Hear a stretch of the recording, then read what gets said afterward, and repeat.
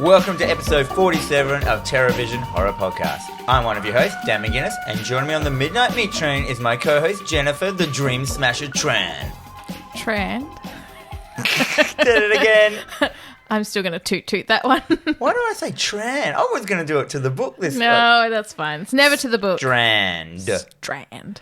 Every week we take one horror movie and we cut it to pieces with our internet words. Together, we are two people with a love of horror and feel the burn of our obsolete Blockbuster memberships.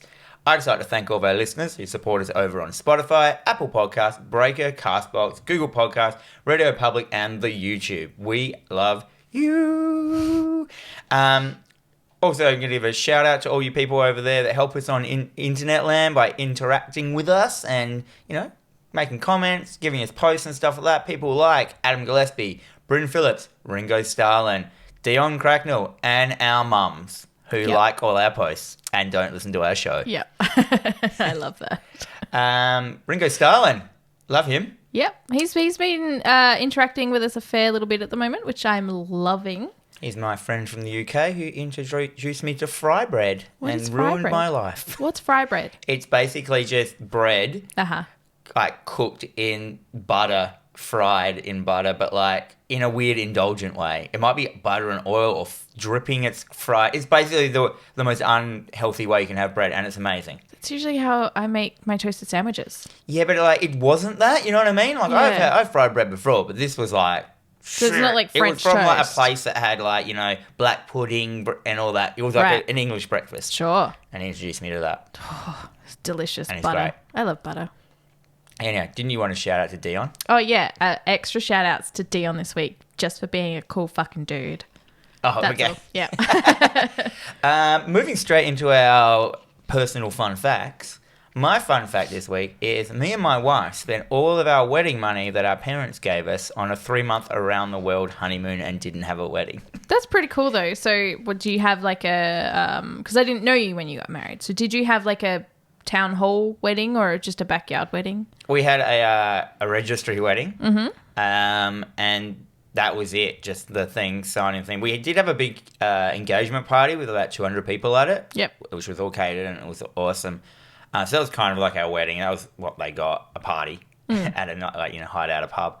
But yeah, and then we just took all the money and just went around the world for 3 months. Everything was for free. Food, accommodation, you can do whatever you want. That sounds amazing. You had like $180 each spending money a day. Wow. For 3 months. So if you didn't spend any money for one day, you had like $400 the next day. Oh, that sounds amazing. I feel that would be something that I would do when I get married because I have absolutely no desire to have a wedding. Well, I've always thought that marriage is about you and your wife. Yeah. People make it all about them. And so, yeah, our parents were fine with it. They're just like, cool, do whatever you want. It's like, it's your money. Yeah. And we just went around and partied, went to Spain, France, Italy, Japan, UK, other places. I can't remember now. You're so many places. Oh, there was heaps. And it went for like, it went for too long. I wanted to come home by the end. Oh, really? Wow. So I did not. Oh, yeah, okay. No, but yeah, cool. What's your fun fact? Well, I didn't have a fun fact this week, so I just quickly pulled one out of my hat. So I was in a high school band called Stormtrooper Ready, and it actually lasted less than a month because... What was your style of music? It was kind of like punk. But punk. It was like punkish, but like metalish. More punk, I'd say. Just crap rock. Crap rock? Well, some of us could play, some of us couldn't play, and it was more or less just let's do this thing, and then it kind of just... Nobody drove, so... Nobody drove. Yeah. Was it all themed with Star Wars crap? No, it's just the guys that I were hanging out with at the time were really into Star Wars and stuff like that. So, you know, that was just kind of something that you come up with and you'd be like, okay, well, you play the guitar, I play the drums, and you do something, let's just do this. There's no excuse for being young either. Look at Silverchair. I know, right? Or the Hansons. The Hansons, they're an anomaly. The Pauline Hansons. Yep. All right. Is there any more you want to add about your band? Nah, that's it. That's it. That's done. That's done. All right, let's move into our spoiler cast. Yes, every week Jennifer and I set ourselves a horror movie to watch, and then we go through it scene by scene, spoiling the fuck out of it. It's a deep dive into glorious gore, hard edits, cheesy acting, directing madness, severed wangs, and compound fractures. Our movie this week has all those things in it. It hits all those points. It does. So for those of you playing at home, we also do give all of our films a rating at the end. I nearly had to create a new rating for this film. Really? Which was like, had one good scene. Shh. Stop talking now. Okay, so for those of you playing at home, we have the A, which is awesome, everybody should watch. We've got our B, beer and chicken wing group movie. F is for fun and dumb. C is a classic that's worth a watch. We've got U, which is underrated. G, good for its time but is not held up. J, Jen special. The D, Dan special. We've got a W, whatever, so off my radar. We've got the Kesha, the low budget hot mess, and the cream of the crap, the McConaughey, the fucking fucked. We watched it so you don't have to. I've changed the W to whatever. Fart noise. I love it. So this week we watched, at your request, Jen. Yes. Piranha 3D from 2010. I had no idea what this was. Mm-hmm. Give us no idea what this vital was. Statistics. So it's directed by Alexandre Aja, who most people would know him as doing the reboot of The Hills Have Eyes, which was good and kind of confronting for many people. Why? There's a pretty horrific, rape. Yeah, it's always rape. Yeah, it's always rape. It's always pretty rape. horrific rape. If everyone doesn't like a film, it's got rape in it. Yeah. I recall that when I saw that film at the cinema, two of my friends who I was with actually left, and I was just by myself for the rest of the film. But, yeah. Sure. Screenplay by Pete Goldfinger and Josh Stolberg. Goldfinger? I know, right? I love gold. I was going to say he's on the Tony Hawk soundtrack. That's fine. It's got a really cool cast, though. This was weird. This is why I was like, So Elizabeth Shue, Jerry O'Connell, Ving Rhames, Christopher Lloyd, Eli Roth, Richard Dreyfuss. All these people are in this film. It's amazing. What? This film made money? Oh, yes, Dan. So this film had a budget of $24 million. Box office return was 83.1. They clearly just spent all that $24 million on paying the actors. Yeah, and some effects. Just on Dreyfuss and Lloyd. That was it. It's like you have an overall cameo of about 5 minutes each, and that's where the money went. So this has actually got really good reviews from all the critics when it came out as well, so... Maybe it's just me. Maybe it's just you. So here are a couple of fun facts before we dive in. So a television spot was banned because it had too much gore and it also revealed the ending of the movie. Why would you do that? 1,100 boats were used during the Spring Break Massacre scene. That's what it should have been called. Spring Break Massacre? Yeah. I would have been okay with that.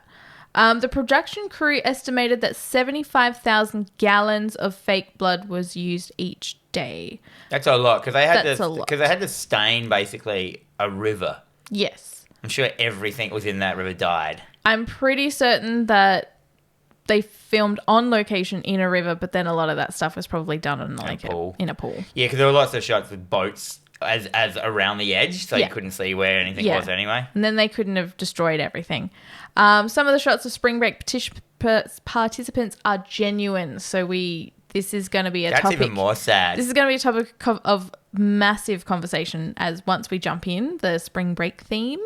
But yeah, they're all pretty genuine, and I think any extras that were in there that weren't adult film stars, Alexander Aja, not Weinstein, actually sat down and brought all of them in personally. Which I don't know if that's creepy or not. Yes. Yeah. So... yeah, why not? Let's jump in, guys. Synopsis. What's its tagline and synoppo? There's something in the water.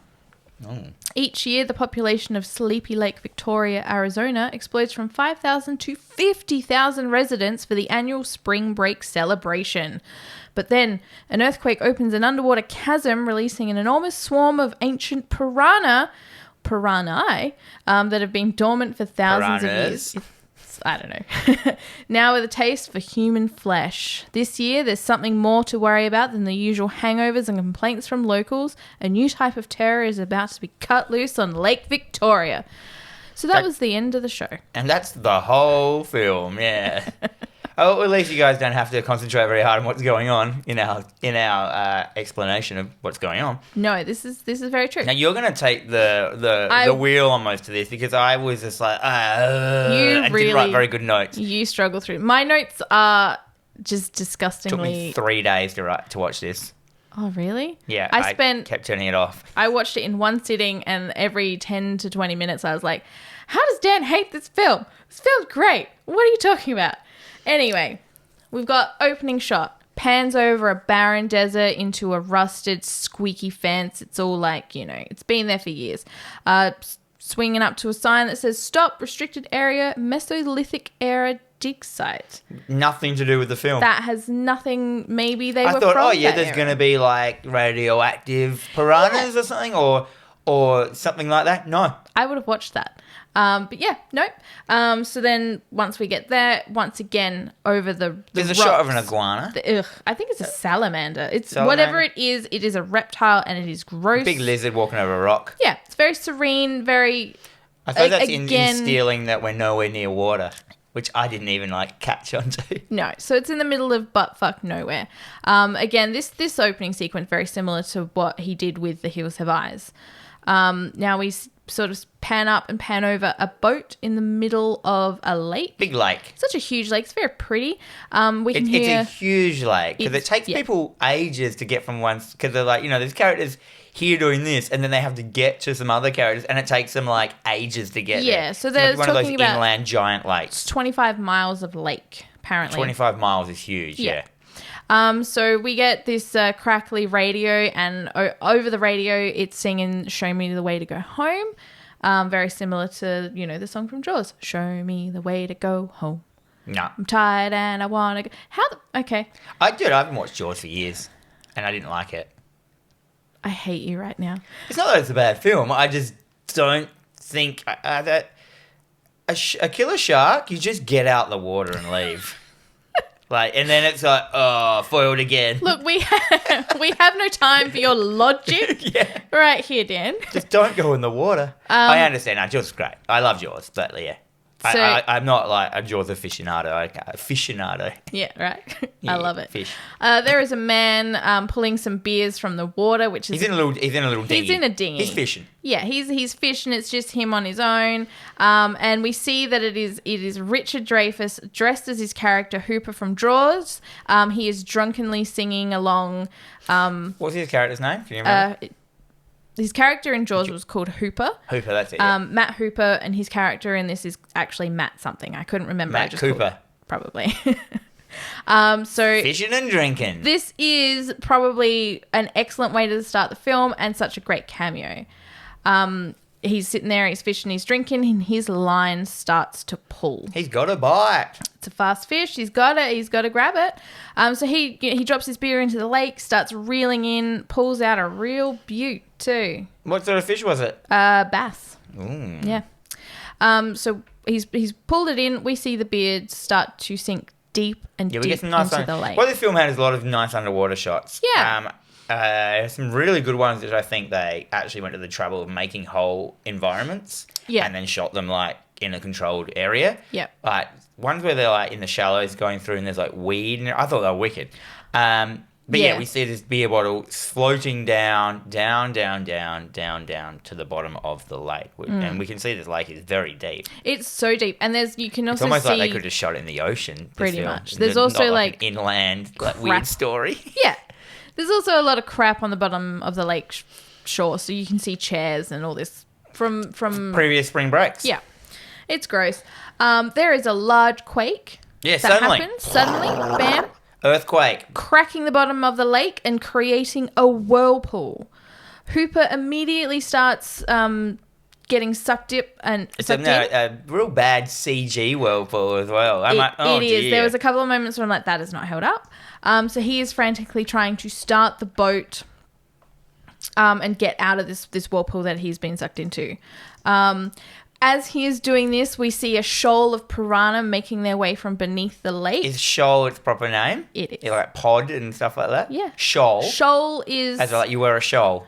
shoal, SHOAL, which is the actual term for a swarm of piranha. Oh, nice. Yes. So they're making their way up very, very quickly. I wrote fish come through hole in my notes. Oh, your notes are bad this week then. Yep. So they're making their way up, and Hooper, he loses balance and he has fallen into the lake. Oh, dear. We see him immediately being attacked and picked to pieces in an extremely cool looking red tone. Like, this has now created like this crazy blood red tone across the whole screen. It's like the whole water. It's like a red filter put across everything, but it's clear they've just got red water. Yeah, and it looks, which I thought was pretty good. This looks great. It wasn't blood though. It was like he was dying in cordial. Yeah, cochineal. Look out. His Kool-Aid. And so as this is happening, we get the Piranha title sequence come up onto the screen. Now, this film was initially shot in 3D, so there's so many sequences throughout this film, this being one of them. I only remembered it was shot in 3D right at the end when they put the motor that goes towards your head. And I was like, oh, yeah, it's supposed to be 3D. I wonder if that would have made me like this film slightly more. I actually saw this at the cinema in 3D, and yes, it made my experience so much better. I have it on Blu-ray somewhere, also in 3D with the cool 3D Piranha glasses. I don't know where the DVD is currently. That's kind of cool. But yeah, so... don't you need a 3D TV? No, not when you've got the glasses. Yeah, the glasses. We also have a 3D TV. It's fine. Oh. Yeah. So yeah, like, I'll admit that this scene, it doesn't necessarily hold up, but I don't care. At this point, I was really scared. I was like, is this going to be a total CG mess? Is this going to be like those, those Tubi tarantula films where they're just love tarantulas on a walk cycle, but they're not even moving, just in the background and stuff like that? Yeah, so that would be cool. Which is what I thought I was about to watch. But no, there is a lot of practical effects in this film. They've just mixed in a bunch of CG, which I actually think they shouldn't have. They should have kept full practical. Yeah. Or maybe like those scenes, like they should have said no CG gore or minimal. I don't know. Minimal. Yeah. They did the best they could. I mean, it was 2010, so this is a time where it's like heavy practical effects. They're trying to get people back into horror, back into cinemas. So at this point now, the lake has started to settle down, and we get a shot of just this bass flopping about in the empty boat. And that's it. We think that's the end of that. Poor Hooper. But before that happens, Hooper's bloody hand bursts through the water, and this is like a cool robotic little arm. The fingers are moving. Half-eaten hand comes out. Yeah, parts have just completely ripped out. His fingers have been bitten down to the bone. And this is literally the first 4 minutes of the film. And if you are not hooked within the first 4 minutes of this film, there's something wrong with you. Yeah, there's something wrong with me. There is. Well, this sequence is great. Okay. No, I was fine at this stage. Following into the next sequence, this is where we've got some issues. We've got this disgusting synthwave title sequence as a radio announcer welcomes everyone to Lake Victoria for spring break. Spring break. Babes, boats, bikinis. I've written cut to a beach full of cannon fodder people. Pretty much. This sequence, and I do admit that a lot of these sequences go on for far too long. It is disgusting, sort of like... the dudes have those, the spring break beads. The frosted tips, the Mardi Gras beads. The Mardi Gras beads. That you get... Every dude's like a buff dude. Every woman is in a bikini. It's like glorifying, misogynistic behaviour beyond any reasonable doubt. Yeah, she's like 2 drinks away from a casting couch kind of thing. Yeah. Oh, and exactly. And as we see later on, the basically main characters in this film are casting couch people. Yeah, they are. And actual casting couches. I've written a montage of douchebags. And then cut to a cop lady with a date rapist. Yep. So we get a look at the town. It's clearly a very small town that does rely on this surge of people throughout the year. But this dude he's crashed into something, and she's there issuing him a ticket. Sexy lady cop. Yep. Played by Elizabeth Shue. Who is? From Back to the Future. Yep. Leaving Las Vegas. And he says something absolutely gross, so I didn't write it down. And all these douche mates are in the background, and she basically just grabs his arms. He's a cocky douchebag. Yeah. But the problem is, as he thinks spring break, no laws apply, and that's why I hate spring break. It's just like, ugh. Even then, even the whole sort of schoolies thing that was here. Schoolies, it's the same thing. I went to schoolies for one day, and I was like, nah, I'm done. I hate this. This is gross. Fortunately for me, Schoolies wasn't it was only just becoming a thing when I was younger. So, and it started like at Victor Harbour. Yeah. Moved its way down. I paid to go and spend like the weekend in Victor Harbour with my friends, and I just went home. I'm like, no, I'm done. This sucks. This sucks so hard. Because I wasn't into drinking. I wasn't into all that kind of crap. And I wasn't really interested in dudes, so. Yeah, fair enough. I'm sure there's lots of babes there. Babes willing to show off their jubblies. Nah, that's not how I want to meet babes. Fair enough. Anyway, he says something gross. She grabs him, basically pulls his arm around, slams him onto the hood of the car, and then another one of his mates turns around and he tries to say something smart to her. She pulls out her taser, and she's just like, any of you fuckers come one more step and you'll be pissing lightning bolts for the next week. And I'm like, she is a badass. I just hated the Spring Breakers. I can't do it. I know. And I'm going to get off my hate of Spring Breakers. No, it's fine. You can hate it all you like. And then we cut to a normal guy on a scooter. Probably the main guy, I wrote in brackets. Yes, he's.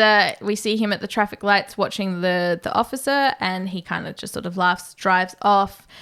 He parks his scooter and he looks around at all the madness. There's a bunch of dickheads mooning people from a boat. So he's a normal-looking kid. He doesn't have any of the Spring Break shit all over him. Yeah, he's different because he's wearing a Pixies t-shirt. He's wearing a Pixies t-shirt. That is true, and he's also it's like you get the insinuation that he lives in the town all the time.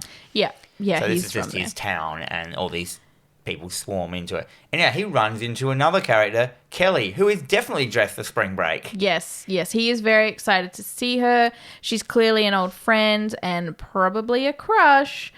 She's come back from her college for Spring Break. Yeah.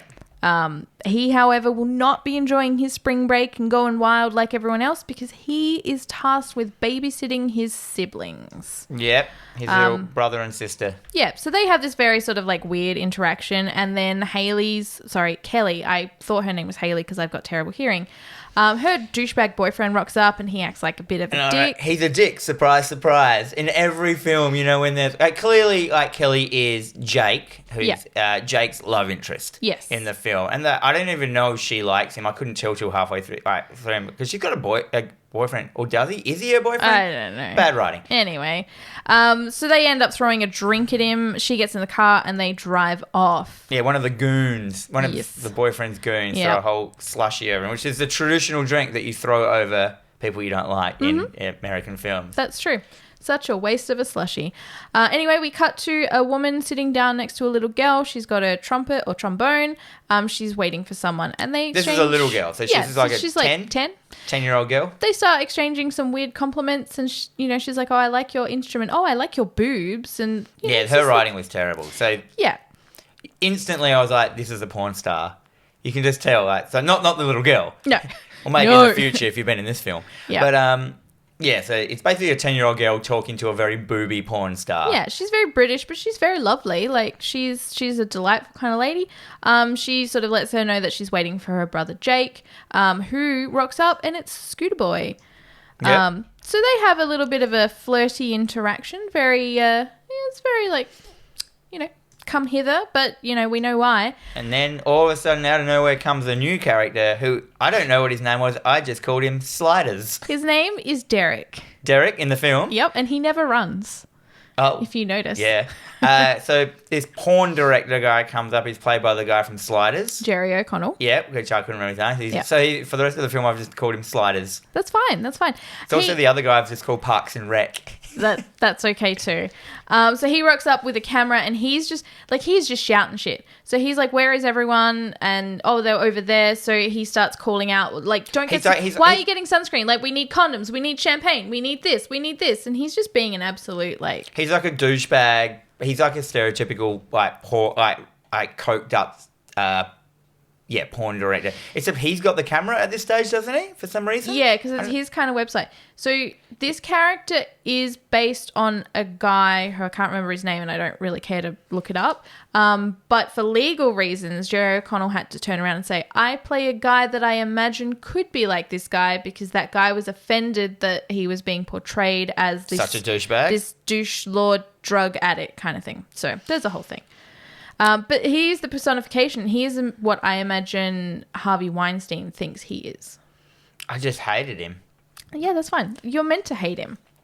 So, you know, he notices Jake. He kind of looks him up and down. He's like, I don't know, like, who are you? Who are you and why are you here? Why are you talking to one of my babes? That's right. And then he realizes that Jake is a sand rat. He is someone who lives in the town. They don't have their local knowledge. He does. They don't have their location scout. Their location scout bailed last minute, so he offers him a job. Yeah, at first I was like, is he offering him a job to fuck the chicks? Well, but then later on you find, a location scout he wants him as. And I'm like, okay, cool. He just wants to be able to...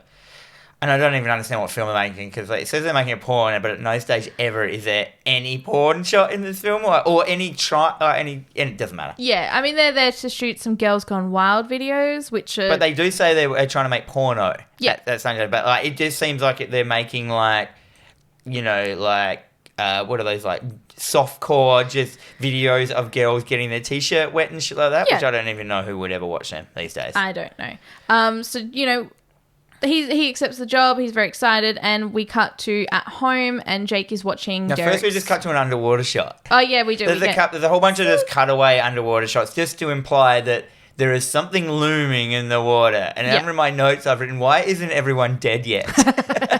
Because it's the first 10 minutes of the film. So yeah, we cut to. This is the exact point where they should have had something to pull me in. That some sort of like crazy gore moment. Yeah, we'll get into that. Cut to Jake. Jake is at home. He's researching the porn guy. He is. So he's on Derek's website and he's watching all the naked ladies dancing and getting their jubblies out. And his mum comes barging in. It's the sheriff from the beginning of the film. Oh, the sheriff is his mum. And he there's only 6 people that live in this town. That's right. So he awkwardly, puts a book over his lap and turns off the screen of his computer to sort of not look like he's been watching porn and about to, pleasure himself. His kid sister has dobbed him in on bailing on his babysitting duties, and she basically reiterates to him, like, come on, like, I need your help. This is the busiest weekend of the year. I'm a single mom. But he's like, I'm a young boy. You've got to look after, I need you to be responsible. So we get that speech. And, a very sort of awkward, like... He looks like a kind of bit more overweight Anton from Idle Hands. A little bit, yeah. Because he's not thin. He's not thin and nerdy. He's still kind of like a bigger dude. Yeah. Which is weird. I thought they would have gone for a more nerdier guy for his role. I think he goes on to be in the Vampire Diaries. I've never watched that show, but yeah, Winner. So he's clearly sexy. I don't know.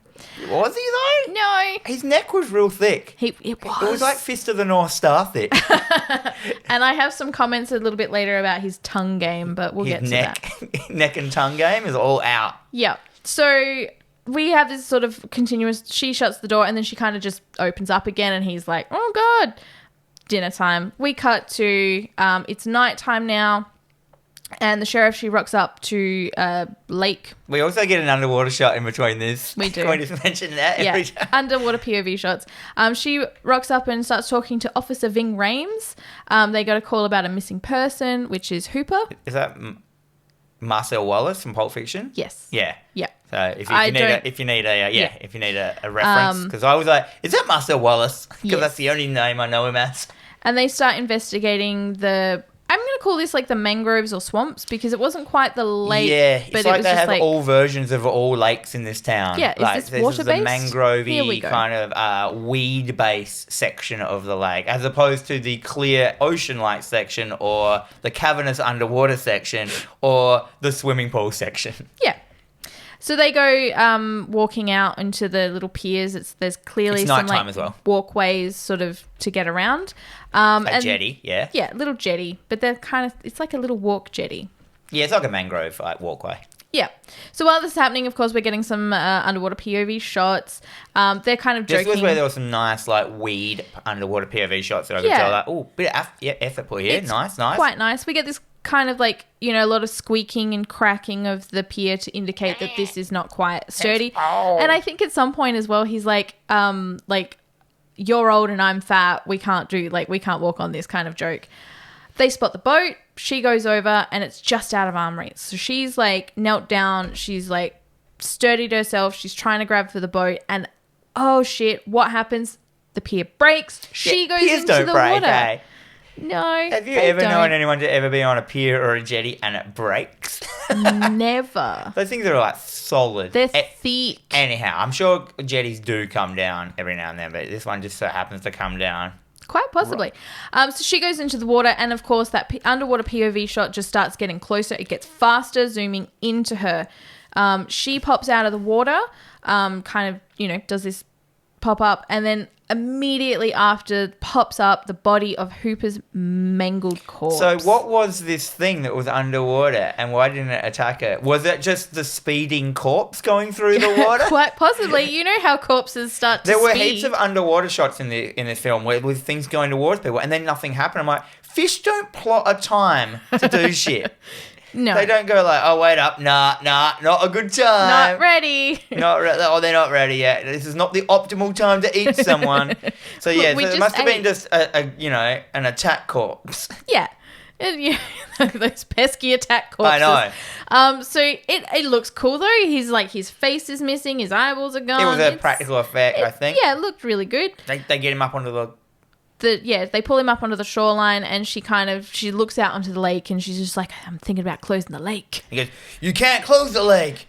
It brings too much money into the town. Yep. So now Don't even try that. It's a conundrum. No, it's a conundrum. If we have a conundrum. We get another underwater POV shot, and then we get this hard cut to a guy on top of a cliff, and he backflips into the water like some kind of cool dude. This was a weird shot because this is like cliffs now. He was basically like, yeah, he was cliff jumping. Yeah. Like into the water. I'm like, where were the cliffs?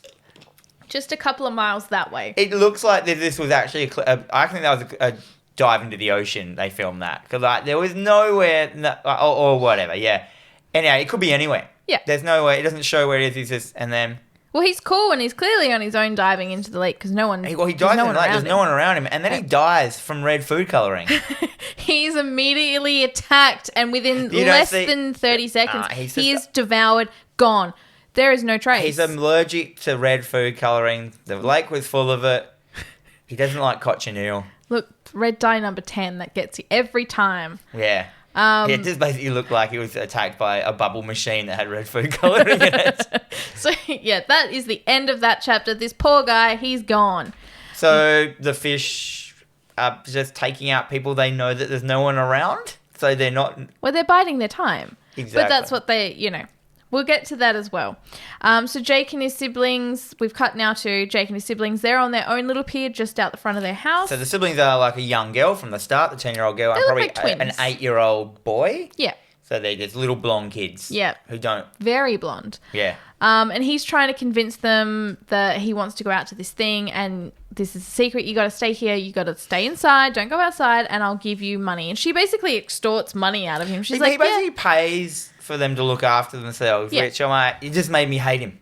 Yeah. I'm like, oh, wow, you're heaps responsible. Am I supposed to like you? Yeah, I didn't like him. No, I didn't like... I think that was my problem. I hated everyone in this film, apart from the lady cop, Marcel Wallace, and Parks and Rec. But Parks and Rec's character was ridiculous. We'll get to him later. Love him. I loved him in this film. Yeah, I liked him. And also, like, yeah, the professor, which is like we'll get into later. Yeah. And so basically, like, he ends up giving them money, and he goes off to enjoy himself. Cut to spring break. Yep. Another scene of just people spring breaking. It's true, but we do get this really cute scene of Officer Ving Rhames, and he is like getting dude bros to pick up trash. He's like, nah, not in my lake. You dump shit in my lake, you got to pick up 10 more pieces. Like in school, if you were caught littering, you had to go pick up 10 pieces of litter. Yeah, but they were doing it. But at the start of the film, they weren't even like, they were getting they didn't care they were getting arrested. Now they're just picking up rubbish.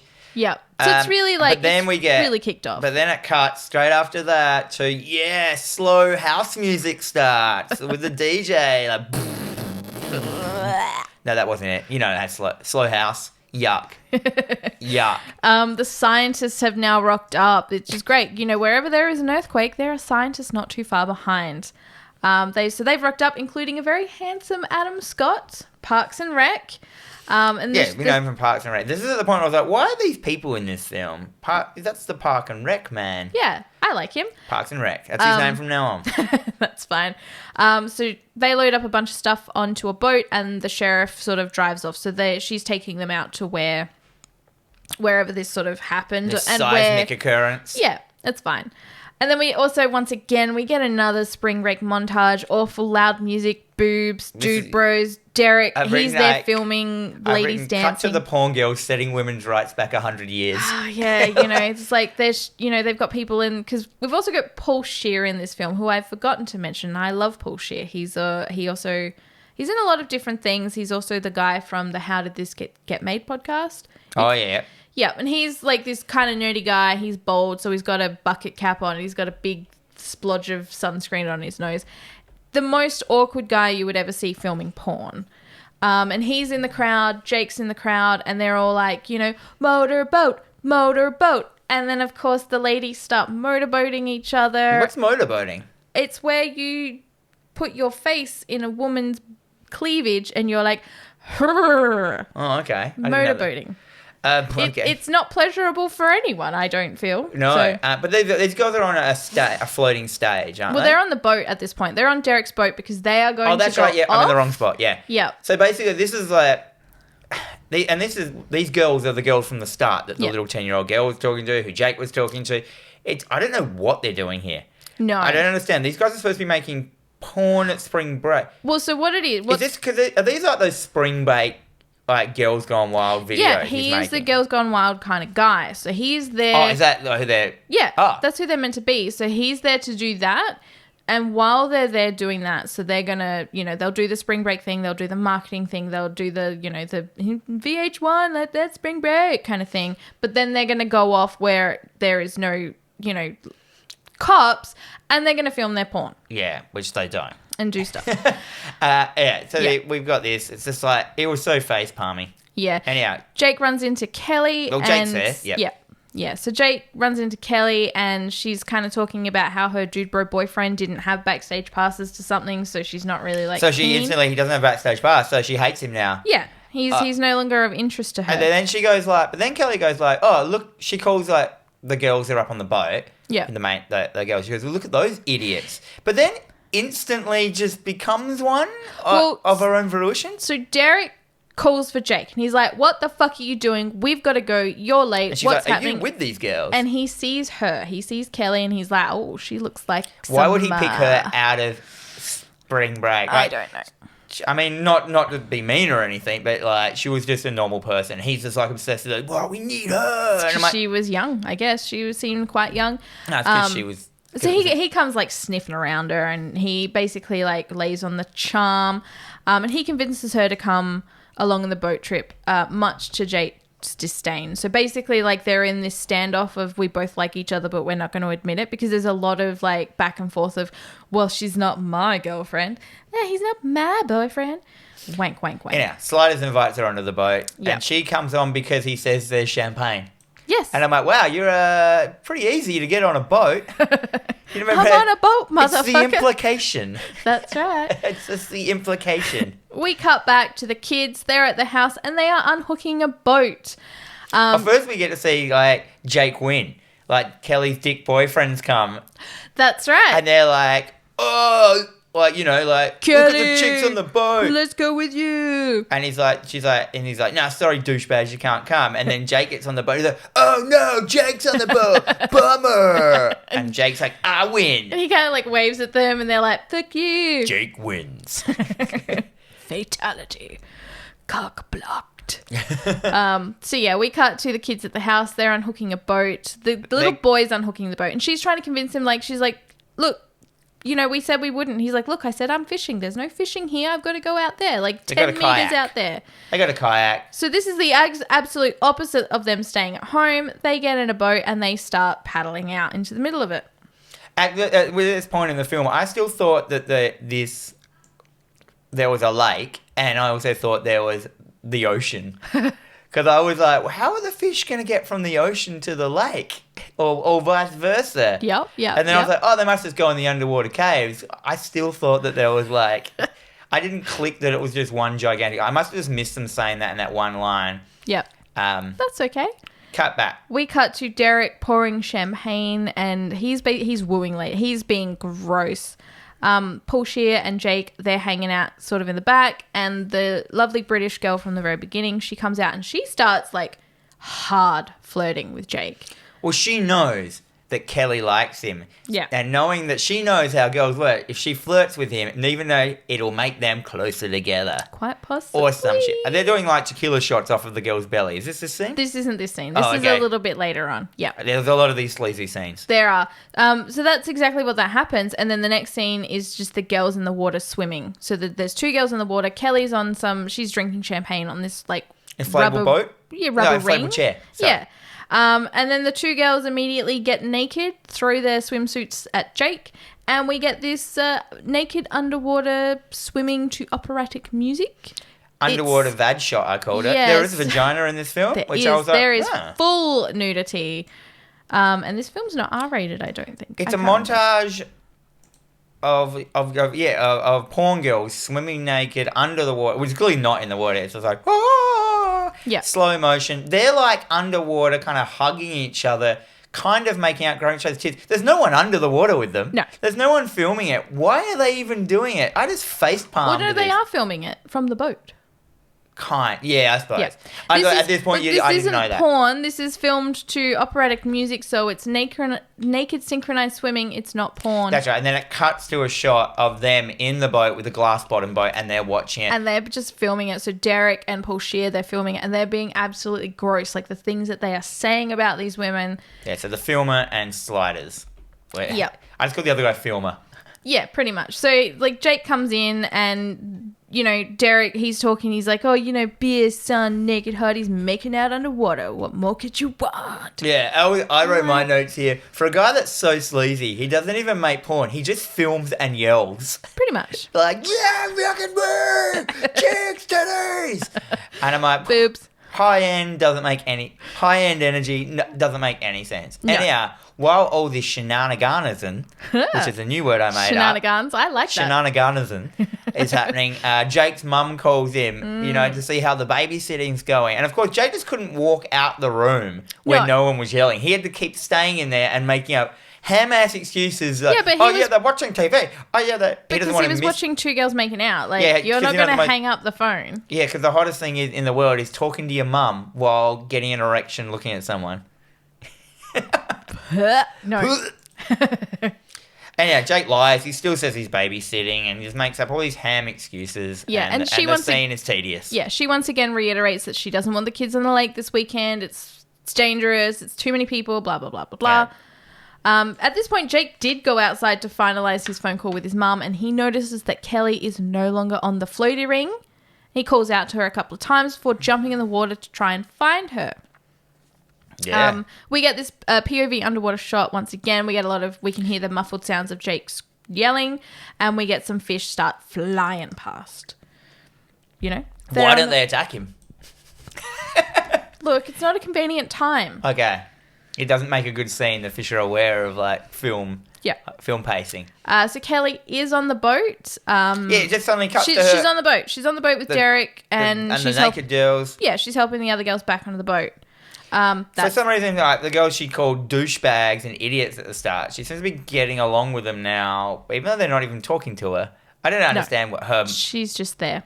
It's weird. We now cut to the kids. They're stuck on a small island. They never tied up the canoe, and it's now floating off into the middle of the lake. There's an island in the middle of the lake that they're just stuck. The kayak is floated away. They're stuck. That's it. Cut away from the kids. We understand they're stuck on an island, which I don't think they're stuck on this island for the whole film now. Pretty much. Yeah, like you just forget about them. So Laura, the little one, she starts treading water to try and call out to the other boats that are around, but they're like speedboats being dickheads, like drifting, and so they're not paying any attention.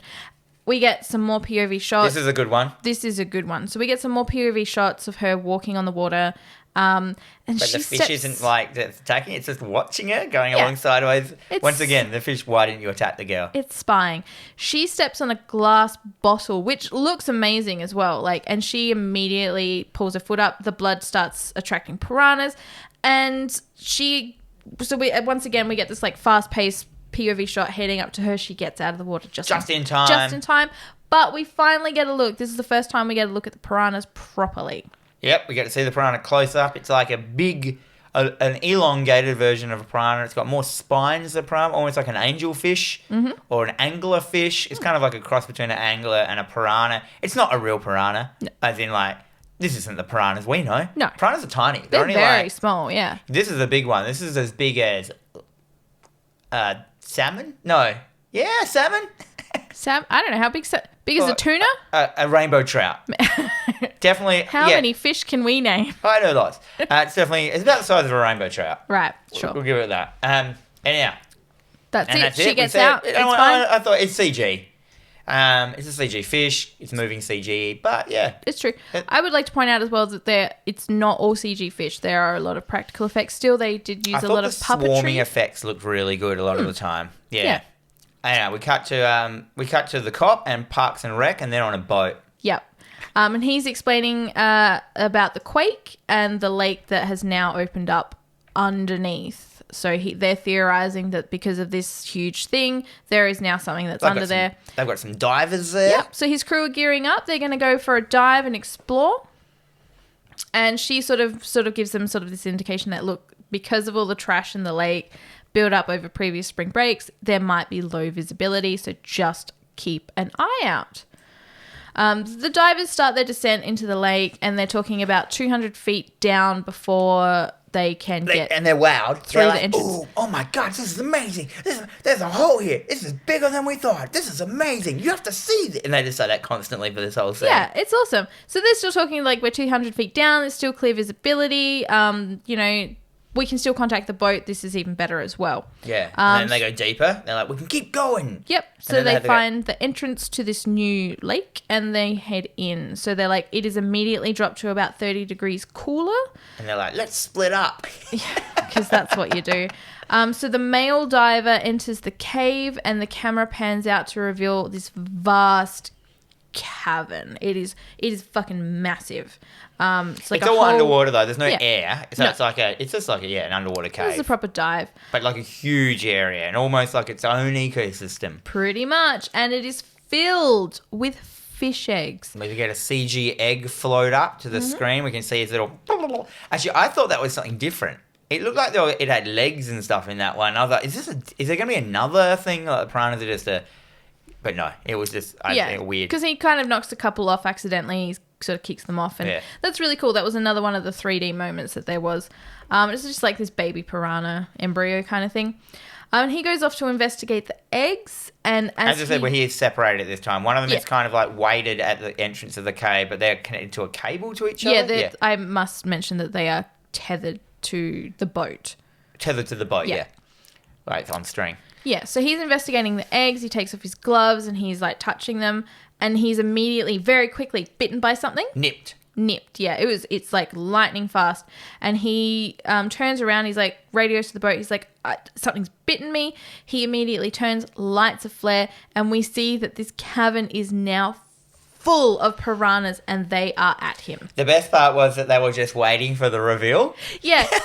But oh no, he can see us. Yeah, they were all waiting there, watching him, and as soon as he lit the flare, they're all like, uh-oh. Yeah, they froze. Shit, they were just waiting for this prime moment. These fish really know how to...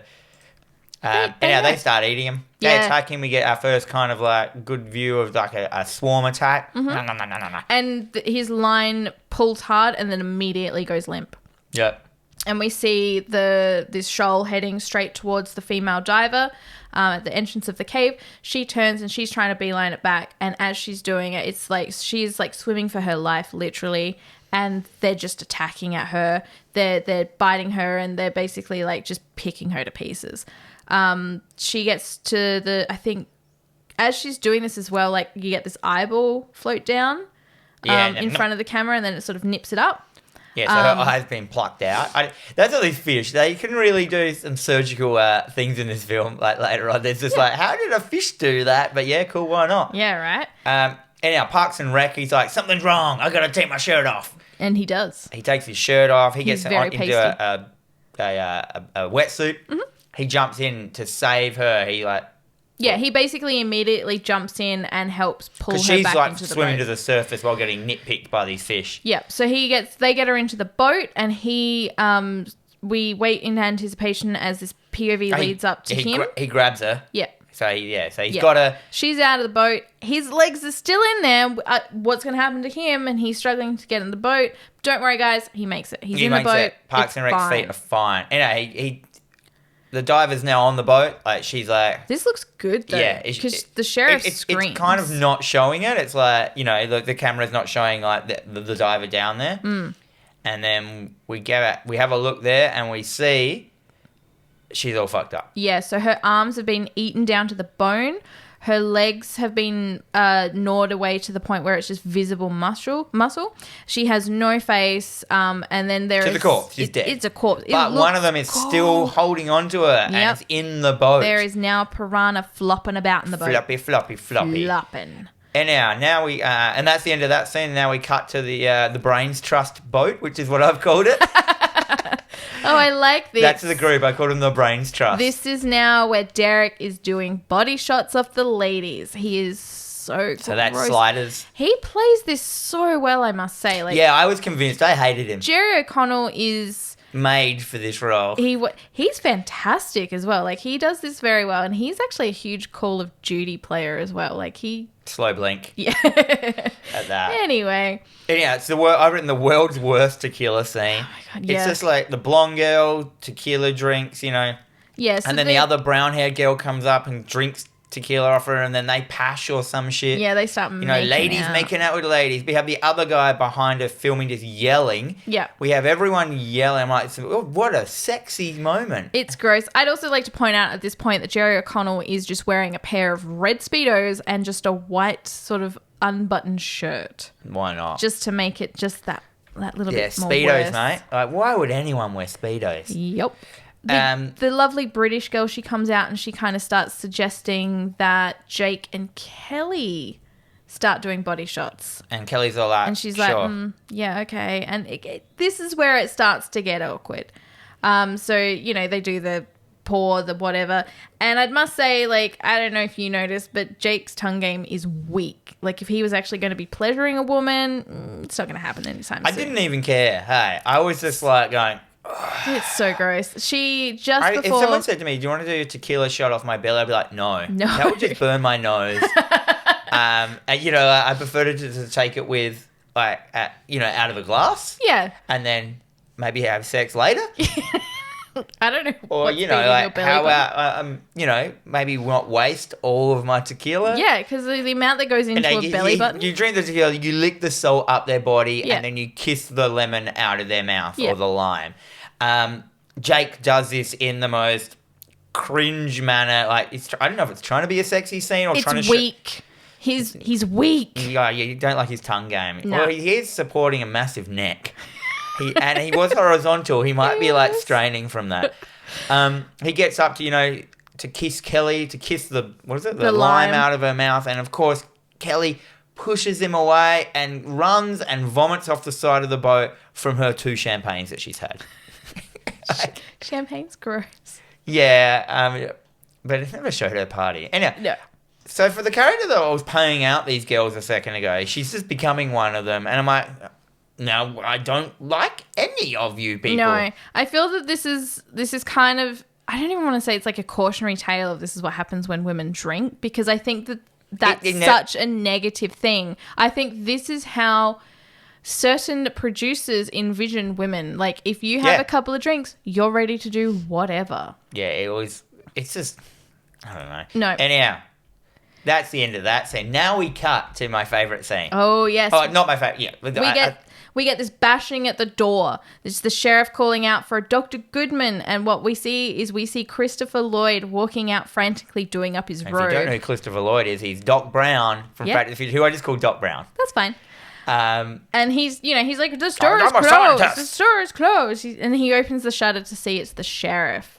They bring in this absolutely heavy bucket. And he's a fish scientist. You don't know what he is. He has a room. They walk into a room full of aquariums and science objects and stuff like that. And just like, and I'm like, what is it? This small town fish scientist? Yeah. I mean, it could be a place where. So obviously, at the beginning of the film, this used to be a dig site for something amazing.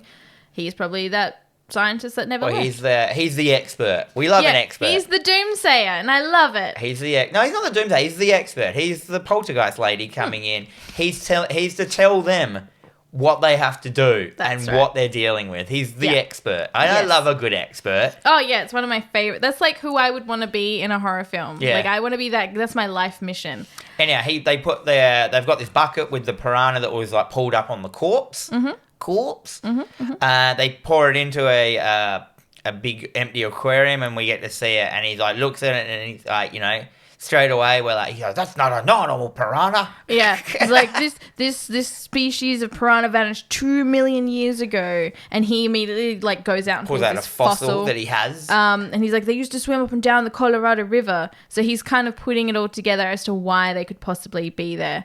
And then this is where Adam Scott, Parks and Rec, he starts to state that they discovered a subterranean leak through a rift caused by the quake. Blah, blah, blah, blah. And he's like, but how could they have possibly survived for all those years under the lake? And he's like, cannibalism.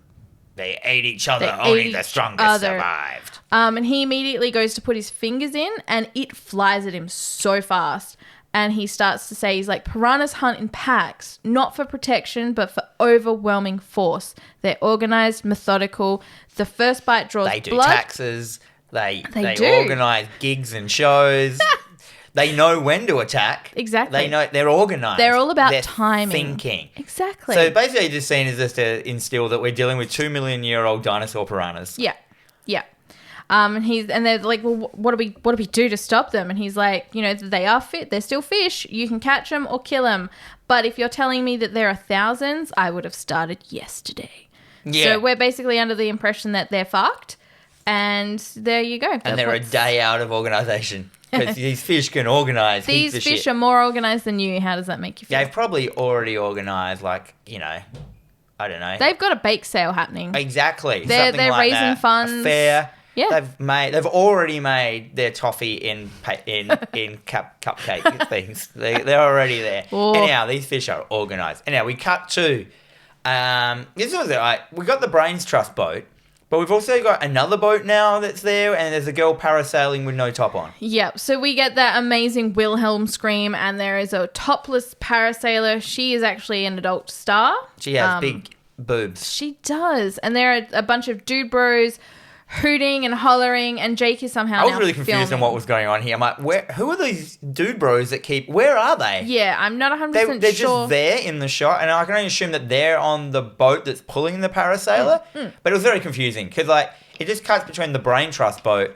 and I thought the girl was parasailing off the Brains Trust boat. No. So simultaneously, while this is happening, Derek is doing lines of cocaine. Kelly's vomiting. Now the drug users come in, and he looks like a gross count. Yeah, so Kelly's vomiting in the toilet. Jake's filming this parasailing thing, but then immediately notices through the Zoom that his brother and sister are stuck on an island, which is actually very close to where they are. Sure, why not? So and then we get Sliders. Basically, he goes, I got to pick up my brother and sister. Sliders turns into Coke idiot. Yeah. Like Coke, the on edge, coked up, threatening dude to him. He's like, "Who the fuck do you?" He's like, "You're missing my shirt. I'm just missing my shirt." Actually I was convinced that he was one of those people. I've met people like that before, and he's gross. Yes.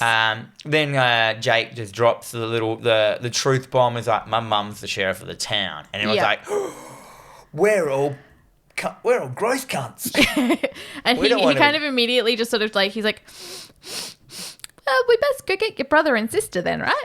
Which I didn't think would have worked. He just would have gone, if it was a coked out dude, he just would have gone, who gives a fucking shit? Now you're on my boat, get fucked. Yeah, I was like, I'll kick you off my boat. We need an excuse to go get the kids. Yeah.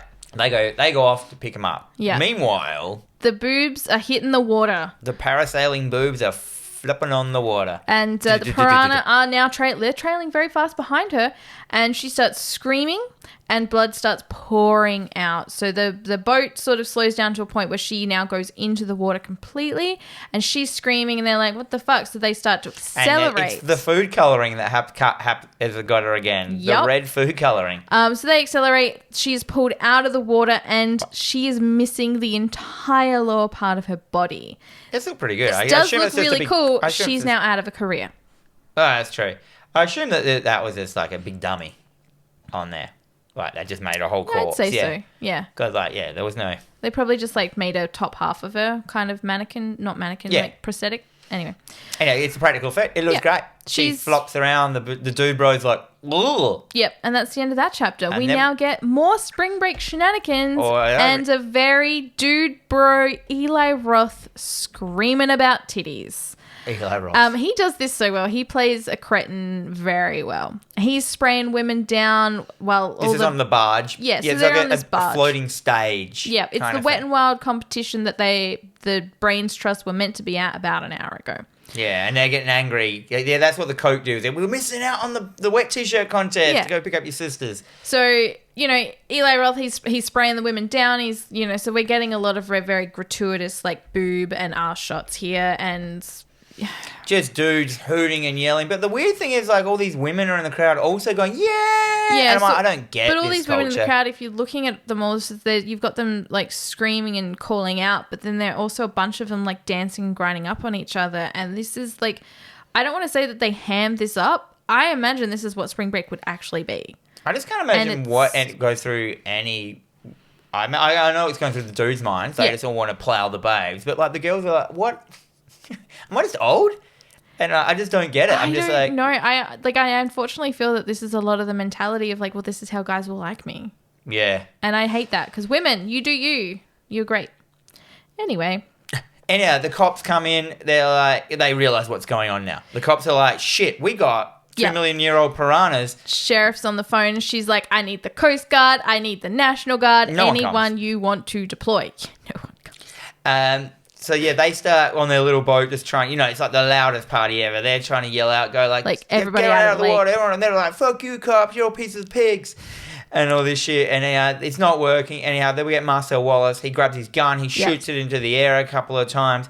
And he tells the dickheads to get to the shore, you dickheads. Anyhow, they ignore him. And they're just all like, no, man. Not only are we not going to go to shore. Because no one's in the water at the moment. They're just all standing on boats and dancing. Yeah. They're like, not only are we not going to go to the shore, we're all going to jump in the water. Yeah. Yeah, no rules, Pepsi generation. You're all going to die. And now, so we get all these disgusting shots of everyone sort of jumping into the lake. The DJ puts back the beats back on, the hard drop of everyone. Well, we asked ourselves a lot, when will the bass drop? Now. Yeah. Drop now. Anyhow. But it doesn't. Then it just cuts back to Jake and the Brains Trust gang, and they've picked up the kids. That's it. Yep. So they picked up the kids, and the boat starts to speed off. But Jake warns about the rocks. He's like, you got to be very careful around the shallow area because there are rocks. There's stuff that can tangle the thing. But sliders don't give no shit. They don't listen, and so we've got the kids downstairs drinking water. And they see the piranhas start swimming under the glass. Yeah, they're in the glass. So we know that the piranhas, their timing is impeccable. They're coming for it. The boat pulls to a stop. They are stuck.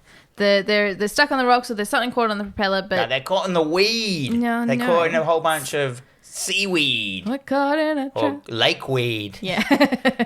Lakeweed. Derek immediately, he starts yelling. He's just being an absolute drunk arsehole at this point because he's starts just swigging on alcohol. He starts yelling Coke at Jake. Drinking. He's got the bottle by the neck and he's swigging at that. He's like, gotta keep this party vibe happening. Party vibe. He starts yelling at Jake and then immediately attacks Jake, starts kind of strangling him. Then pushes Paul Shearer away and starts taking control of the boat. He's like, nah, I know how to get out, But he actually does get out later. He was right. This is what happens when you just, go full force. Yeah, he's just going back and forth, smashing the boat back and forth, trying to get out of this weed. Yup. Cut to mum. She's still trying to get everyone out of the water. No one is listening, which is fine because all them thousands of piranha starts rocking up, which means it's about to be a bloodbath up in here. Yeah, excellent. And now the piranhas, they start to attack everyone. They do. Finally, they're like, I'm not going to hang back. Well, no, they were just like, well, why would I want to snack on one person when I can snack on thousands? We've got about 200 people in this scene. It's supposed to be around it's a lot. 300 people. And this is like, is this the big scene? Yeah. This is the big scene. This is the big scene. This is the scene I feel that the movie should have started with. At this point, I hated the film. And by the end of this scene, I was like, this is why people like this film, for this scene. Sure. So this is basically a brain dead style, like, gore carnage fest. Yeah. They can do whatever they want because there's so many disposable cannon fodder douchebags in this scene that they can go. And I've written the piranhas attack all the dickheads. The world is a better place now. Yep. So, I mean, everyone is literally being picked to bones. There's so much panic. Everyone's trying to get out of the water. People are, you get all these, like, really cool close-up shots of, like, piranhas picking the flesh off of faces in the water. It's still not, though, it really kind of, it's still not their full-on gore moment yet. It kind of like, so everyone now is just panicking to get out of the water. There's some gore happening, but it's kind of the same level of gore as we've seen so far in the film. There's some gores coming up, but then all the dickheads, they all start to get up on the floating stage, to get out of the water. And of course, what happens? Too many dickheads on one side. They all climb up onto the raft. Obviously, it starts to, overweight itself, and it slowly falls back down. Yeah, it starts to topple, which means that people start falling off it like it's the Titanic as well. Yeah. There was a couple of those scenes. But there's also like some sparks wiring because there's big steel cables holding it. They get tension and they snap and it flings these cables out. Big fucking cables at mega speed, and of course it hits two girls, and then this is kind of like the start of the gore scene. Yeah. This is where it all starts, and we see a line on this girl's chest, and then we see her top half start to slowly slide down. Off, and I'm like, it's like ghost shit. Remember that starting? Yes, that was great starting. She was actually another adult film star that they did that too as well. But this looked okay. There was like a couple of moments where she dropped that I'm like, oh, that's not some good rendering, but that's fine. I have no cares. So this is a mixture now of a carnage scene between CG and practical effects. Yep. Sheriff, Ving Rhames, Adam, they're grabbing shotguns. Yeah, they got shotguns. They're grabbing shotgun. Everyone has a shotgun. Fucking Parks and Rec jumps onto a jet ski with a shotgun. Well, he fucking hero flies off the boat, grabs onto one of the railings, and he kind of does like that full jump, and then he jumps onto a jet ski, and I'm like, this scientist is boss. Yeah. And he's on a jet ski and he starts rescuing people while simultaneously shooting fucking piranhas out of the water. I'm pretty sure that won't work, but sure, I'm down with that. Oh, it's so good. And I've just written, he shoots fish. We get this really cool fucking scene, and Eli Roth, he's in the water, and as the boat is heading towards him, you just see this like shocked look on his face, and the boat hits him, decapitates him, and his head goes sort of flying over, and there is just blood looking everywhere. It fucking looks sick. Yeah, and then the cop doesn't have a weapon. She uses her taser to taser some fish. Yeah, she fires her taser in the ground and blows one fish up out of the they're all kind of stunned. They're like, oh, shit. So, yeah, and then we get one of the best scenes. Some guy decides that he is just going to bail. Well, this is the dickhead boyfriend. Oh, was that the dickhead boyfriend? This is the dickhead boyfriend. Yeah, he basically he jumps in a boat. He goes into a motorboat, which is like a little, a tinny with an outboard motor on it. Yeah. And he, rather than saving the people around him, he's just trying to get out of whatever's happening now, he's just running over people. All these people, in the water. He's just running into them. We get to see him it starts to chunk over, and they have used a lot of blood in this thing.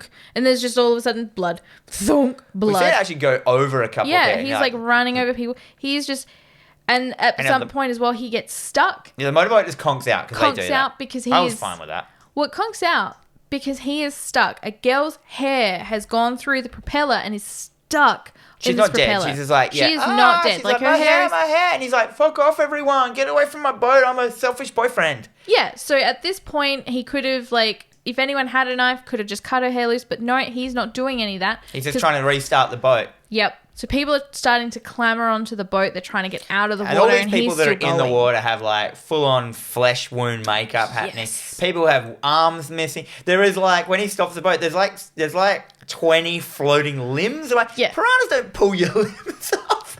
But we're down. It's like these piranhas also have chainsaws. Yeah, I would watch that. My God. But piranhas with chainsaws, the movie. Yes.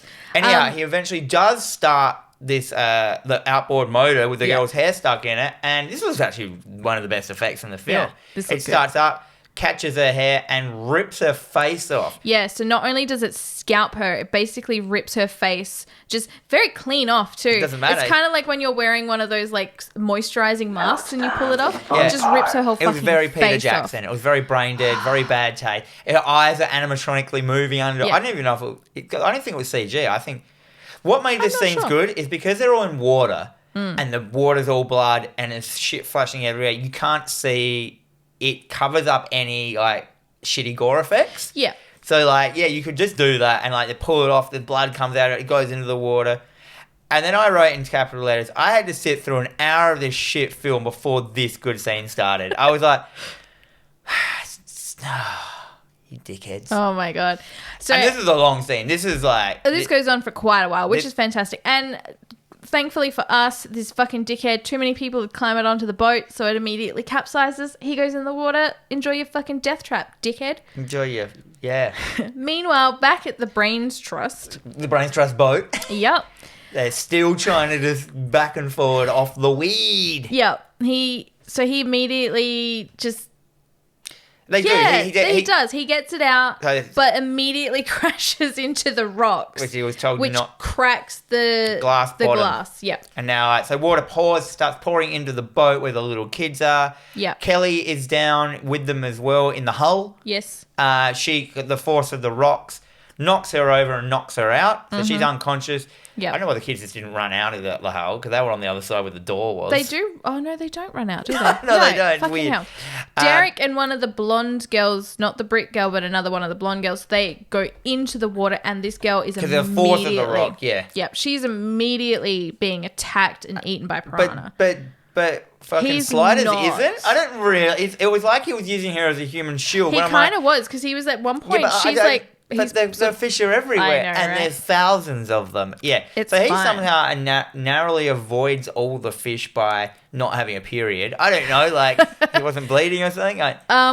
But this is really cool as well because she's there and he's just watching her being picked to bits and she starts screaming. And as she is screaming, you see a piranha just start making its way out of her mouth. Yes, it's gone all in her guts and out. Yeah, it was pretty good. Yeah, that looked really cool. It's still CG though, but I did like the amount of gloop that came out of her mouth. Yeah, like a lot of floaty globs. Floaty gloop. And he's just like under the water. He's like, holy shit. He actually says that like, holy shit. Like, I'm like, that's funny. Yep. Anyhow, the kids just walk out the hole because they can. Yeah. They go and tell Jake that Kelly's trapped in the hole. Yeah, so they get up and she's trapped down there. And they're like, it's fine. I'll get you through the skylight. So he's going to go. So she can't get out because the hull's filling up and she can see the piranha. The piranha are there. She doesn't know about the piranhas at this stage. Why would she even care about them? To her, they'll just be fish. She would just jump in and try to get out. There's so many fish here. That's really cool. Like, there's no reason for her to be scared of the piranhas. So I don't know why she was scared at this point. It's like she's read the script. How dare she? Derek, he's reached the top of the surface of the water and he starts screaming and he's like, get me out of the fucking boat. And the food colouring attacks Derek. Yep, the lovely brick girl, she's there and she's trying to use an oar to pull him back into the boat and he finally grabs it and she is able to just, no muss, no fuss, just lift him out of the water, which is really cool because she's really strong. Nope, he's missing his fucking legs. Yeah, and this is a great shot. They've obviously cut his top half of his body into the boat as the effect, and they've just got a fake, very Peter Jackson style bottom of his body, which is very this exact scene reminded me in Brain Dead where the guy gets pulled through the thing and it's just skeleton legs. Everyone's kind of look like the brick girl and Jake. He makes the kids not look at it. Yeah, so he's like spitting there and coughing up blood. His legs are just It was kind bones. of a reveal. We don't see it for a long time. Yeah. Like, we still don't know at this point what is happening, like what's wrong with him. And then Jake walks over, we get the reveal. It shows that he's just like, his whole, from his hips down are just skeleton. He looks at Jake and he goes, "They took my penis." Yeah. Then we get Wang Alert. We 2021 Wang. This is the first Wang watch. First Wang. First Wang watch? I think first Wang of 2021, yeah. We get a floating shot of his Wang just floating through the water. Full screen. Yep. 3D. Yep. We have two piranhas come up and grab it. They fight tug of war with it. One wins, gobbles it up. Then for some reason comes back up to the camera and vomits it back into our face, and we get a mashed up Wang. Yeah, float. so it's like a bite has been taken out of it, and it's clearly such a disgustingly tasting dick that not even the piranhas will suck it. Coughed up a Wang. Gross. This shot's great. I'm like, how can I put this all over our social media without it being taken Just blur, down? just pixelate it. That was just a total CG shot. Like, they could have made that whenever they wanted. It's fine. It almost could have been an afterthought and it would have been fine. Anyhow, that's it. We get a gratuitous Wang Watch 2021. I know, I'm so excited. Wang Watch 2021. Anyhow, where we cut back to the lake. Total carnage. So this is kind of like the fish have now given up, and now it's kind of like the aftermath carnage scene. There's no more attacks happening. Yeah, so at this point we get to see a lot of the sort of like the fish are sort of no longer attacking, so they're trying to get everyone out. So there's two guys, they're trying to help this poor girl out. Yeah, one's holding him by the shoulders, one's holding him by the legs, and she just falls in half. She just falls to pieces. There is a cop. And I'm like, well, how did that happen? What the fish... I don't know. They must have had a chainsaw. That's a great shot. I'm good. Still trying to work out how they did that. So they've gone, because that was practical. Mate, I reckon it was a bit of practical with the compositing over it. I reckon that was just her green screened out and then the gore put on the bottom. It looks good. So one of the guys that's holding her bottom part, he kind of like stumbles over and he's like, oh, which also looks really cool. Missing leg amputee scene. I'm pretty sure that was an amputee. Yeah. Yeah, because they have a whole bunch of like missing leg people that are rolling around like back and forth. There's also a cop, and he's like helping another cop out, but in him helping the cop out, his leg's been eaten. So he's basically trying to walk on a skeleton leg, which looks really cool. And he kind of falls to the ground and he's like rolling around, but his leg still kind of like... And they're kind of in the shallows now of this lake. Because, this lake has every water terrain it possibly can. Yeah, it's fine. And we got Marcel Wallace, the cop. He's just like, fuck this shit. I'm going to go full brain dead. Yes. Pull an outboard motor off of a boat and use it as a weapon against the fish. Which I was just like, this isn't going to work because it wouldn't. But fine. So now we have Marcel Wallace in the water with he does this full-on in-your-face 3D shot of him starting up the outboard motor, which he starts mowing the fish down. I can only assume that they're getting sucked into the propeller because they're not attacking him, or are they? I couldn't really tell. They are. Is he slowly getting eaten and it's going down? Yeah, that's why he's going down. Yeah, so you just wouldn't fall over. So he's attacking. He's taking out a shitload of these fish. They're getting all mashed up, like, but he's slowly getting eaten, just going down into the water like he's sinking. Yeah, because the final sort of shot is of him and it's still going, but he's kind of holding it to we get the impression that he has now died doing this. I would like to just spoil it for you. He has not died because he returns for the sequel, Piranha 3 Double D. Does he have robotic legs like Darth Maul? He has no legs. He has no legs. So now the carnage is over. Yeah, it's quiet. The fish have decided that they don't want to eat the rest of the people. Well, they're full. They've eaten a lot of dude bros. They're feeling a bit drunk. Piranhas don't get full if there's thousands of them, as they keep mentioning. Yeah. Anyhow, the fish have just stopped. They're like, hang on, I can sense one or two people out in the middle of the lake 25 k's away. We better go to there instead of the 500 people that are in the lake. That's right. There's shots of floating dead people everywhere. There's people like lounging on boats with like their limbs half off. People with bits out of their faces, eyeballs out. There is like the most amount of blood I've ever seen. I reckon more blood than brain dead. This is sick. The whole thing looks great. Like, there's millions of boats. They're all covered in blood. It's like every boat they've like dumped like 100 fucking liters of water all over just the boat. Yeah. The whole fucking lake is red with blood. Corpses, legs, arms. It reminded me like the style of it reminded me of that. What was that one you watched with the killer water slide? Aquaslash. Yeah, like it's got one good scene. Yeah. Like, and this is the one good scene in. Aquaslash was terrible. I also like in films like this, I like to watch the extras. Like I always like to see what the extras are kind of doing as well. Yeah, so like a lot of like there was this one dude because sometimes there's just some random ones doing strange things. There was one dude sort of like in the back of the boat and he was just like, "Oh, this is my time to shine," and he's just like convulsing and he's just like. I did notice that back when Sliders he got killed. There's a shot of him, like his whole body like mashed on the ground. We have Jake looking shocked, but the brown-haired English girl just walks off in the background of the shot, just super casually, like she doesn't know she's on footage. Yeah, and it's just a casual walk, but she should be traumatized and screaming, but she's just like sexy walking off. Like, and that's cool. I didn't think she knew she was on shot there. I'm okay with that. So Jake calls his mum. Mom! They're in trouble. What do you got to do? Last resort, we call our mum.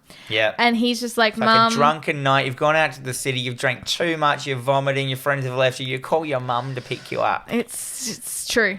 It's true. And he's like, Mum, I went out on a boat. I wasn't paying attention. She's like, fine. She's like, just stay where you are. Stay on the boat. You'll be fine. And he's like, oh, Mum, you don't understand. The boat's sinking. She's like, fuck. Okay. So she parkours. Yeah, she parkours over some boats. There's boats, floaties, wreckage on the ground. Like she basically runs across like floating stuff, like Takeshi's Castle style. It's a knockout. Yep. Doesn't fall in. Also, Parks and Rec. He just flies in. He does. Like Superman. He's just like, whoonk, I'm here. I'm just in the boat now. It's like I'm coming with you, and they head off. They head off to go save everyone because no one's left there to save now. Which is because they didn't save anyone else. Why would they be able to No. What I like about this as well is because there was a scene where they were getting to this particular spot because this particular spot is very beautiful, blah, blah, blah, blah, blah. And Derek's like, fucking how long till we get there? And Jake's like, not too far now. So it's quite a distance away. But the sheriff and Parks and Rec get there immediately. Yeah, as I said, the lake changes. It does. I'd watch that too. The changing lake. Yeah, that would be great. Write Supernatural. Yep. Anyway, they find the boat. Yep. And they find the Brains Trust boat, and Mum and Parks and Rec, they throw a rope over to the other boat, and Jake ties it to the hull. Parks and Rec moves his boat out to make it tight. Mm-hmm. And then Mum Cop basically shimmies like cliffhanger style. Yeah, that's what I wrote. She cliffhangers over the boats. She cliffhanger upside down over the boats. Yep. Piranhas circling underneath constantly. Yeah.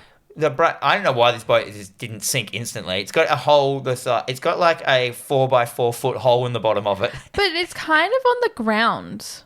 Like where it is trapped on the rocks, the ground's kind of there. Yeah, so I don't think it's going to go that much further. Anyhow. Honestly. Kelly's still kind of like, she's up on a bench now, trying to get away from the water, from the fish that she has psychically worked out are bad for her. Yep. And then they're like... They start arguing. They're like, okay... and he's like, she's stuck. We've got to go get her. And she was going to leave her. She kind of was, but she was saying, she's like, look... We need to get everyone off the boat. Once everyone else is off the boat and safe, I will come back and get her. So... Yeah, so the mum...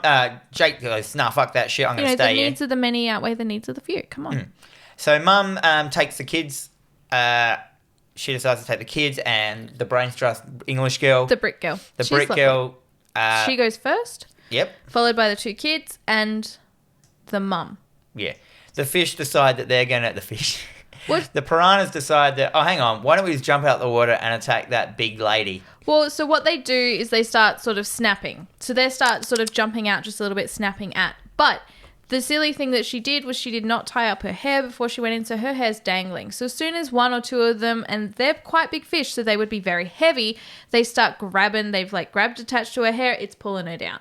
So once it starts doing that, it's just not happening. She loses balance. She sort of falls in, and that is the end of that. You see, she comes back out though, and the fish are biting her face off. Yeah, this is like This is what I would consider to be one of those sort of unfair movie deaths. Like, yeah, she's survived this long. She's not a bad character. She's not a bad person. Yes, she is. She's a porn actress. That is not a bad thing. She's a porn actress. You at a spring break. Yeah, okay. She's an adult that's gone to spring break. You're a bad person. I feel that this is an unfair movie death. She did not need to die. That's, yeah. But yeah, so once again, the sheriff's like, okay, kids, you gotta like, whole ass, you gotta go. The rope's not gonna hold much longer. They get on, it breaks, and the sheriff, she immediately sort of falls into the water, but it's fine. Parks and Rec, he's got this. He sturdies the boat. She kind of comes back up out of the water. And we would have flung her. Yeah, I would have been like, oh, shit. And then, yeah. Yeah, and so they're great. Yeah. Now, Jake, the mum gets onto Parks and Rec's boat. Jake decides to cut the rope. Mm-hmm. Good one, Jake. Yep. And he ties it to himself. Yeah, so he ties it to himself, and he's basically like, I've got this. I've got her into this mess. I'm gonna get her out. I'm gonna go save her. I don't need your help. Right? Yeah. Anyhow, he grabs Sliders, and ditches him off the side of the boat. Well, he goes to ditch him off the side of the boat, but he grabs his arm. He's still alive. Derek's still alive. I didn't hear what he said here. So he starts, this is kind of a comical moment because he's like, he goes to say something, but he's kind of spitting blood. And Jake's just there like, oh, it's in his face. And he's just like, wet t-shirts. He's like, he still wants to go to this fucking wet t-shirt competition. Oh, okay, yeah. Anyhow, he dies. He dies. Jake throws him in the lake. As a lure to lure the fish away. At this point, he could have just gone, all the fish go away. He could have said to Kelly, go now, swim out. Yeah. And we'll pick you up and get her back. Like, why didn't you just tell her to swim out? No. He ties a rope to himself, goes under there, grabs her, has some dynamite. Where did the dynamite come from? Well, they're not dynamite. It's flares. So there's like a safety kit in the hull. So he basically... What's the radio tied to it for? I don't know. For flotation, for weight, I don't know. Anyhow, he ties a radio to a flare. As he's going underwater, he opens a whole bunch of propane tanks because we all know that's the only way to deal with fish. Propane and propane accessories. Yeah. And then he grabs her and he says... He tells his mum to he radios his mum and he's like, look, just wait 10 seconds and then drive. So he's tied to the boat. Yep. Anyhow, they go underwater. I don't know how he knew how long a flare was going to take to explode. He also wasted 5 of those seconds kissing her. Oh, yeah, they kiss. Yep. Kelly and him kiss finally and she's like, this is so romantic. And they're waiting and nothing's happening. 10 seconds have passed because the boat won't start. Parks and Rec, he's there and he's trying to start that boat, but it just won't start. Nothing's happening. The Piranhas fish are now, they're done. They're making their way back. But it's fine because the boat starts, the flares hit the gas, and there is a massive fucking explosion. But don't worry, Jake and Kelly, they're safe. They're 1 meter ahead of the fish, which are chasing them. For some reason, this explosion just kills all the piranhas. Like, they just all explode. I'm like, I mean, I understand, like, dynamite fishing, how it works. But this is propane tanks. This is like, I don't know. I don't even think propane tanks would explode underwater. Because they have that thing where people weld underwater, like fuel tanks. That's a whole level of science that I do not understand. Anyhow, I don't know if that would happen. Because we all know that once Jaws got blown up, every fish had to be blown up. Wow. So they stop the boat and they bring them onto the boat. Everyone's okay. And they look out to see that all of the piranha are dead. For some reason. To the surface. And it must have been every piranha? Yeah. Thousands of them had left all those other meaty corpses and just gone for these one people? Yeah, it's fine because they saved the day. But... Doc Brown calls them. Doc Brown. He's like, we have a major problem. And he's like, nah, no problem. They've all got tiny dicks. He's like... The piranhas that killed those divers, the ones you're hunting for, they're not fully developed. They have underdeveloped reproductive organs. He's like, they're babies. He's like, huh? And this is also great because I like, this is where Adam Scott, like Parks and Rec, he stands there and he goes, huh, babies. So where are the parents? Bam!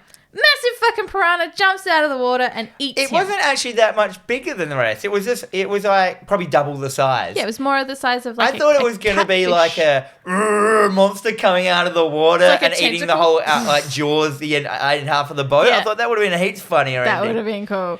Anyhow. But it takes him and he is dead and that is the end hard cut to credits. It's just a joke ending. Fucking done. That's the end of the film. That is. This is going to be our shortest episode yet. So, final thoughts, Jen? Okay. So, I didn't write too many final thoughts. Neither did I. I also forgot. I'm like, how can you not like this film? So, yes, I agree. I'm not a huge fan of just how much TNA we got throughout this. I don't mind TNA. It's just... No. You need human. redeeming characters to bring it away from it.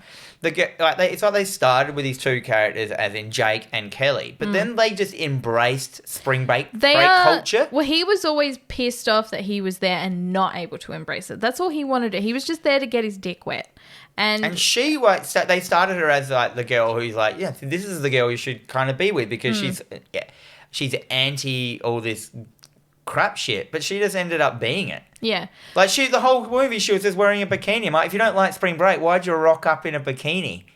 Yeah. You're like I love this. Not saying you shouldn't be able to wear bikinis, no, but you do, it just seemed like the characters were those two main characters, apart from everyone else was their character. Yeah. The cop mum was wicked. Yep. Parks and Rec was this like ridiculous awesome. hero signers. Doc Brown was like, the expert. He was being himself. The fucking Sliders was like the dodgy sleaze bag. He did it so well. You hated him. And the cameraman was good. The dude's always behind the porn cameraman is always the grossest dude. He was the grossest. He can't sex with the babes. He might as well just be near them. He just wants to be there. The girls were like, fucking hot trash. Like it worked. But yeah, the main two characters, I just couldn't get. I didn't care about them in any way, shape, or form. But we're talking gore. Gore's fantastic in this. You've got the CG has not quite held up, but the practical effects are amazing. Well, I assume that if you watch it in 3D, the CG would be less confronting. Quite possibly. Like not CG, 3D. The 3D would be better, kind of thing. I just think like the last 20 minutes of this film was an unbelievably good gore fest. Yes. Yeah, you can't fault its gore. Yep. It had so many good thought out things. There was so much carnage and so many funny things. And it was all like those every water what if it happened. What if like you'd ride over someone with a speedboat? What if all the urban legends of the girl getting her hair caught in the speedboat. All those things happened. Like what it's like to get run over by it's always speedboat stuff. Yeah. All that happened and it was great. I just think it was just like the rest of the film was hot garbage and a massive waste of my time. Like, I think a lot of the problem, because, obviously, like, the first 5 minutes of the film, fantastic cameo, fantastic kind of great way to start the film. And, I'm going to start blaming the fucking Weinstein Company because, we saw what they did to Cursed, which was a terrible film because they stuck their dicks in it. You've probably got these They literally people. probably stuck their dicks into these actresses. Oh my God. So someone needs to start like what's the big lawsuit thing where there's a bunch of people that comes in? They could do that. And I feel that this film could have been a little bit more... It's probably already in all those lawsuits. It's probably already been done. We just didn't hear about it. I just feel like the spring break angle should have been in it. It should have been at the start. We should have been given a massive... That gore scene could have been near the start of the film and I would have been hooked. Yeah. And then all the spring breakers are dead and then it turns into a Piranha film. Yeah. Like, it didn't always... But what are you going to do with it if you've once... So you imagine you've done the whole thing. You've done this amazing big scene. Everything after that is not going to be... It's going to be like... bigger scene at the end. It's going to be... Or at least a scene that had a bunch of practical effects at the start. Yeah. And then you realise, oh man, and then they have that massive one at the end. I don't know, it just needed something to make me think that big gore scene was going to happen and had the potential. I didn't feel... At the start, it was so CG. I thought it was just going to be, like a CG mess the whole way through. I was lucky. If I hadn't been watching this for the thing, I would have turned it off. Yeah. I would have missed that amazing scene. Which is so because we caught up during the week and you were on your first attempt at it. Yeah. And you were like, I fucking hate this film. I don't think I can get through this. You were really adamant. Like I kind of thought that you were going to message me and be like, I can't do it. I just can't watch this film. Second time, I was like, so, I don't know. But you got through it. Like I like this film. Again. I think the comedy missed the mark. I don't think it was very funny, and it was supposed to be funny. It was, and we haven't mentioned it. It's supposed to be a parody. Yes. To all these films, but it didn't come off as a parody. It just came off as another one of those films. You had all these big actors coming in to do a parody of those monster swarm movies, is what we call them, whatever they are. But it didn't come off as a parody. It just turned into one of them. Yeah. Yeah, and I feel that a lot of that is part and parcel to the production company as well.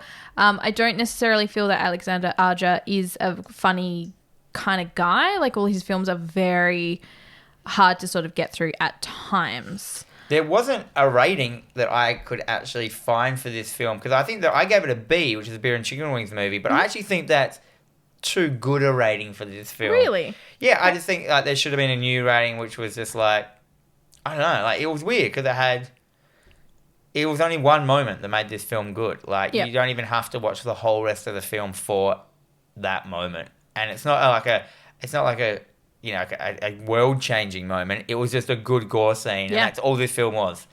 And I don't know. No, it's just me. Right. I gave it a B, beer and chicken wing group movie, because it's the only way you could ever enjoy it is if you're drunk. That's fair. And eating chicken to put yourself off. I have given this 3 ratings. This is a J. This is a Jen special. I like my aquatic horrors. I like the monster. I like the creature features. So this is great. This is fun and dumb. But you don't like lizards, but you like alligator films. They're different. A lizard. There is not going to be an alligator potentially hiding in my bed. There could be a lizard in my bed. There will be. I will make sure. No, thank you. This movie is definitely fun and dumb, and I also gave it a B. It is a beer and chicken wing group movie. Actually, fun and dumb. Yeah, it's more of an F. You are not going to walk into this film and doing But it's not fun. It says dumb. It is fun. It's just D. You're not going to walk in and do the Lenny from The Simpsons where you're like, and analysing every aspect of this film as like a great Oscar award-winning film. No, you're going to come into this and be like, oh, I can see that bit where you see the moment where her eye falls out of the socket. That's great. That's that kind of film. All right. Next week. Is it my turn? It is. I'm going to choose Dude Bro Party Massacre 3. Yes. I don't know what this film is. I just saw the name. Dude Bro Party Massacre 3. There is no 1 or 2. It just started at number 3. I think it's a parody of something. Yeah. All I know is it's also shot in 4:3, and it's a recent film. I don't know what year it is. Yeah, I think it was like 2016, so possibly. This may be a train wreck. I have no idea what this film is. And have you seen it? No, I haven't. There is also a cast in it. Let me just quickly have a look. Dude Bro Party Massacre 2015. The Enigma year that no one can remember. Right. 2015. And there's a bunch of people in it, I think. Sean Austin, is he in it? I don't know. No. But it just looked like... Now this... I'm doing this off the back of this because I think this is what a parody is. Yes. This is super parody. Sure. Not like scary movie parodies vibe. You don't like scary movies? No. I've only seen the first one. Do not hold up. Watching them now? No. Are they heaps like racist? It's not good. Or heaps misogynistic? It's very problematic. Yeah. Problematic. That's the word I was looking for. Yeah. Okay. So like this film was. We should have given this a P. We should have problematic. We should have problematic. I like the name of some of these characters. Motherface, Road Doggy. Well, then do bro. Manscaping bro. Asian bro. Oh dear. Uh-oh. Okay. We don't know. Like I said, we don't know what... I've never seen this film before. Anyway. Dude Bro Party Massacre 3. Brilliant. Thanks, guys. You've been listening to TerrorVision Horror Podcast with Dan and Jennifer. We are available on all major podcasting services and also on the YouTube. But no matter where you choose to consume us, please make sure you hit the like button, subscribe, leave a comment or a review, and make sure you share with all your friends. I cannot stress this one enough. Share it with your friends. Share it. And you know, every time you interact with us, you get shout-outs. It's true. And don't you want a shout-out? Yes. I know I do. We also have an Instagram at TerrorVision Pod, which will keep you up to date on upcoming episodes, trivia, and memes that are definitely 3 years old by now. Feel free to send me memes as well, because I'm not a meme person. We also have an email, TerrorVision Pod. Meme girls. That's not me. We also have an email, terrorvisionpod@gmail.com. Let us know what you want us to watch or discuss. And our opening and closing music is Voidswell by Sister Wife. And remember, ladies and gentlemen, kids and teens, until next week, may all your dreams be nightmares.